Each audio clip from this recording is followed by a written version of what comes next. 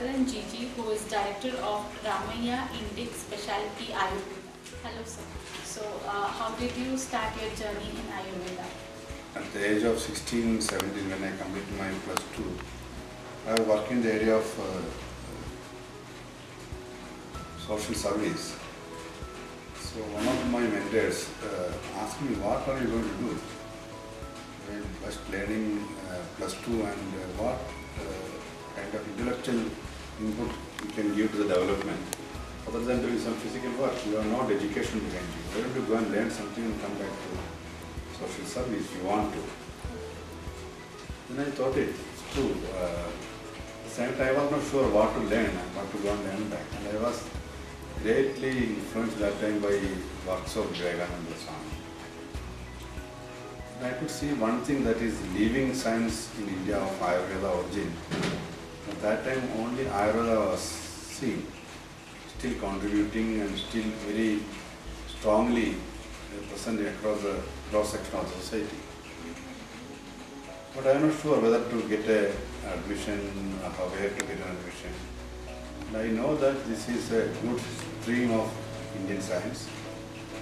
But it is so great, God is so great, I feel that I saw one advertisement, one full page article, someone starting a Ayurveda college or 7.5-year course, where they are giving importance to science, importance to Sanskrit, and also importance to the philosophical background of Ayurveda. And the course, unlike other run-of-the-mill courses, it is 7.5-year course for Ayurveda graduation. It was quite challenging, but I was so fortunate to get into that college of education in Ayurveda, which was the one and only of its kind in all of the country, I should say. And I studied and got admission. It was completely free and started by none other than a great scholarly person who is a great patriot by the name Mr. Sri at Coimbatore, who is the founder, son of the founder of Ayurvedic pharmacy.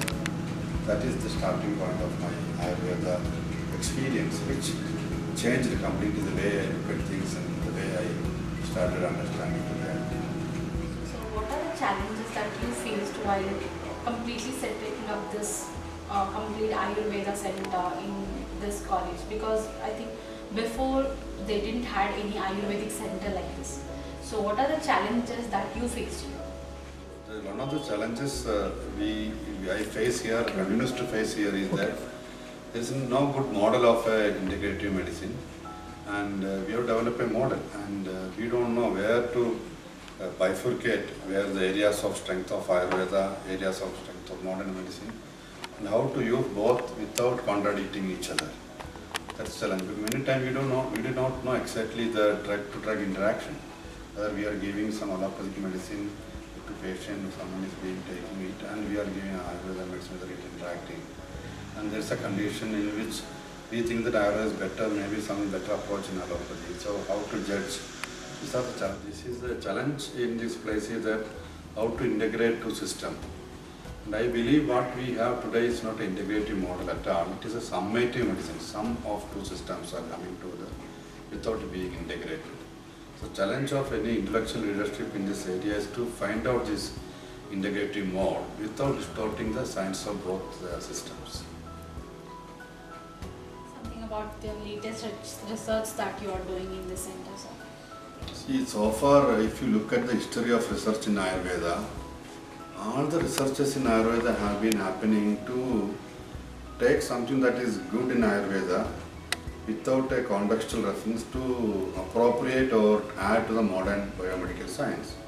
Thinking that this is not science, there is some practices being accumulated over a period of time.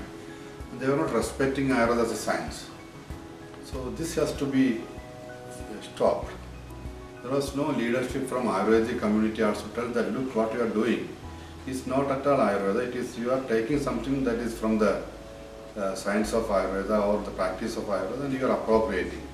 But now what we are doing, and people like me or who are in that same mindset is doing that, there is something called the Ayurveda initiative in science. There is a science initiative in Ayurveda. There is the Ayurveda initiative in science. For example, the reductionistic science, the modern medicine is looking things from a very analytical point of view. It's a very reductionistic way, in a way which is not seeing the all.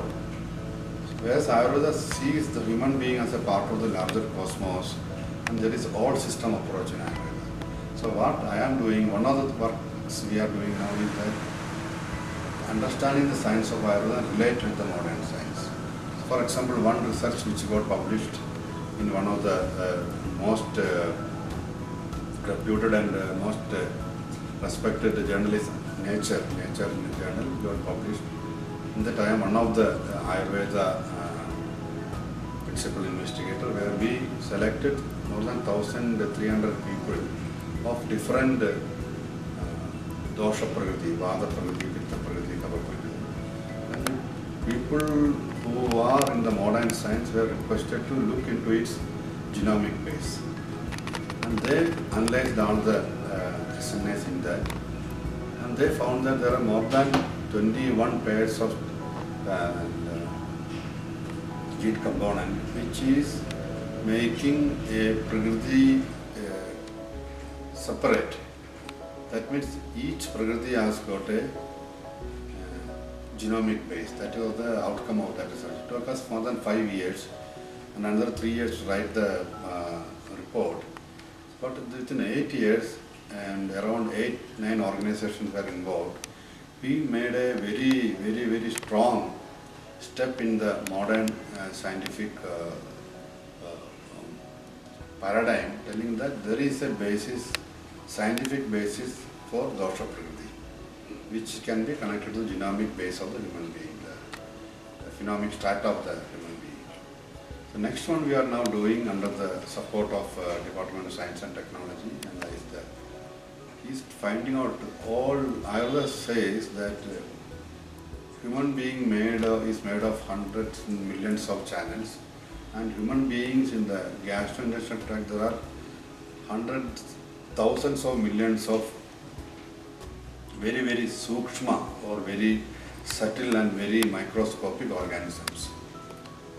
And Ayurveda gives importance to these organisms even in correcting your nature, developing diseases, resisting disease. All these things are related to this. But we do not know whether we have divided the whole gastrointestinal tract, that atmosphere, into four types. Now we are studying its significance in terms of its genomic connection. So another thing we are doing is we are interviewing people between 18 and 50 and studying their prakriti and analyzing their prakriti and categorizing these people as vada prakriti, vada goshta, pitta goshta, kapha goshta, which is known as Gaura goshta, Mruda goshta and Panchama goshta. Then taking the DNA from the saliva and studying that DNA profile of that person, finding out whether there is any relationship between the genomic basis for this goshta prakriti. It's a very significant work. These are the kinds of work we are getting activated in this area. And there is also a movement actually checked by a very important and very well-known scientist, a cardiologist, a cardiac surgeon, professor who is given Padma Bhushan also, Dr. Valiyattan, M.S. Valiyattan. It's a concept called Ayurveda biology. So we understand that Ayurveda biology is different from the modern biology, and Ayurveda biology can be explained in the 10 types of doshas and the dushyas and malas and panchamahabhutas. So this, how it is explained, is another area of research. Now we can relate to the modern understanding of physiology. So do you have any clinical research, or the clinical trials that you go around, like in any other allopathy, if you see, so any medicine or any treatment, if they want to check, they will first trial it on humans or maybe on animals as well. So do you follow the same procedure in Ayurveda also? This is a very big area of debate in research, because clinical research, as you explained in modern medicine, is to find out action of a single biomolecule or a chemical molecule in human being. It's a target-oriented approach, where that molecules, pharmacodynamics and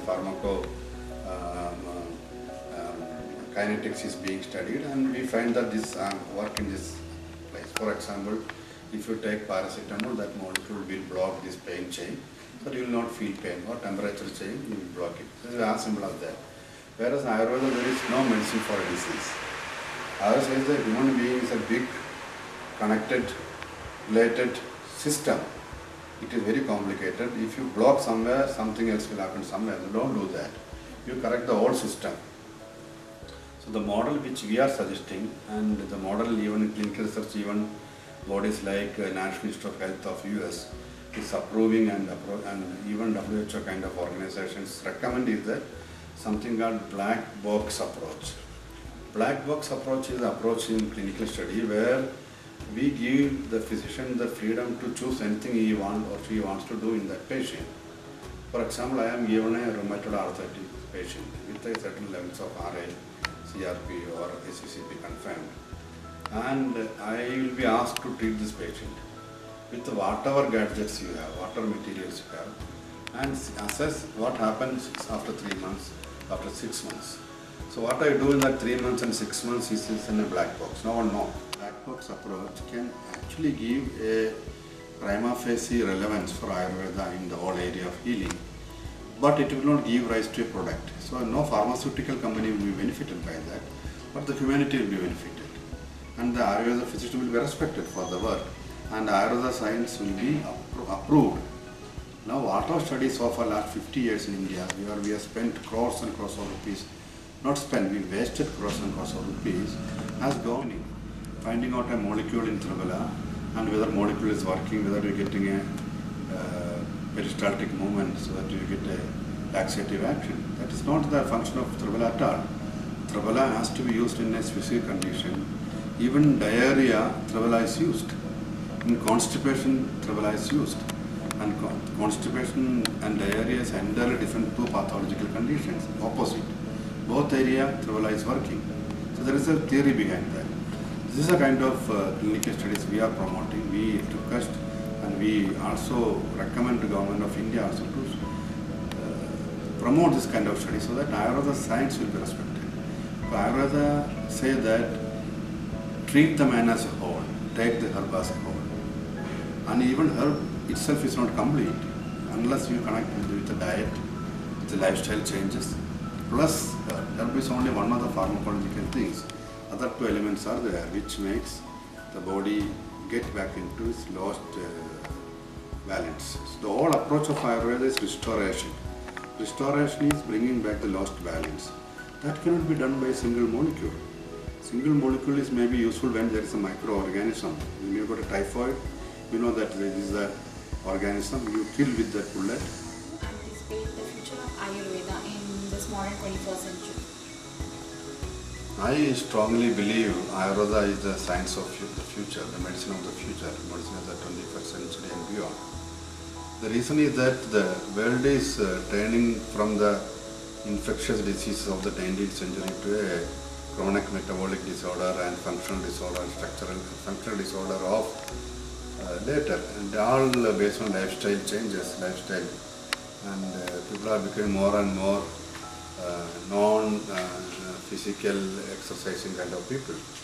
So diseases have changed completely, taken a big turn and going towards multi-causal diseases, diseases which are due to more than one causes. For this, modern science as of today has no answer. They have no clue. They have nothing to offer. Modern science is good if you show them an organism, they will show how to kill it by a bullet. When this condition comes, Ayurveda opens an entirely new vista of action, and which is in tune with the most modern thinking in health. People now think in health is that prevention and promotion is better than cure, and they are practical approach. In WHO strategy also is more towards how we can prevent, how we can improve your health. That's why the importance of yoga come into action. People are not talking about yoga now. So since Ayurveda is more of a preventive and promotive, and the future is going to be of Ayurveda. Unless and otherwise you incorporate Ayurveda into your practice, you will be cornered. And modern medicine alone is not going to be helping for all the conditions. It will become one of the tools, but it will not be one tool that we will be looking at. Important today in the education system. If you look at the syllabus of today, it is so sad to tell you that only 30% of Ayurveda is there, 70% modern science, modern medicine. I don't say that modern medicine is not needed, but that's not the priority for Ayurveda physician when he learned ABCD of Ayurveda. So when we studied Ayurveda, we studied a full text of Ayurveda. Today no one knows what the text name, even on text of Ayurveda. So they are bombarded with information which is not relevant for Ayurvedic learning, and Ayurveda is sidetracked. So when the society is needing of science like Ayurveda, there are now good clinicians. So I think the most important thing for Ayurveda community or the government who are in the healthcare industry is to think that how we can create more and more good Ayurveda physicians and clinicians who can give to the society what they are looking for. So, sir, your message regarding integration of Ayurveda to the modern setup. So, what do you want to convey? I think integration as a practice is in its very initial, very rudimentary stage, and we need to have more and more players who are actually doing integrative approach. The most important thing in integrative approach is not losing the characteristic features of a main science. For example, when you do Ayurveda integration, I don't mean removing the basic premises, basic principles, the categories, the fundamental principles of Ayurveda and adopt it to the modern. No. Actually, the actual integration is that where the systemic nature of science is kept intact and other sciences are put into use without distorting the basic premises. So my dream is that let us take the best of everything without distorting, without mutilating, and put into the practice so that the patient who is the beneficiary should get best of all the systems.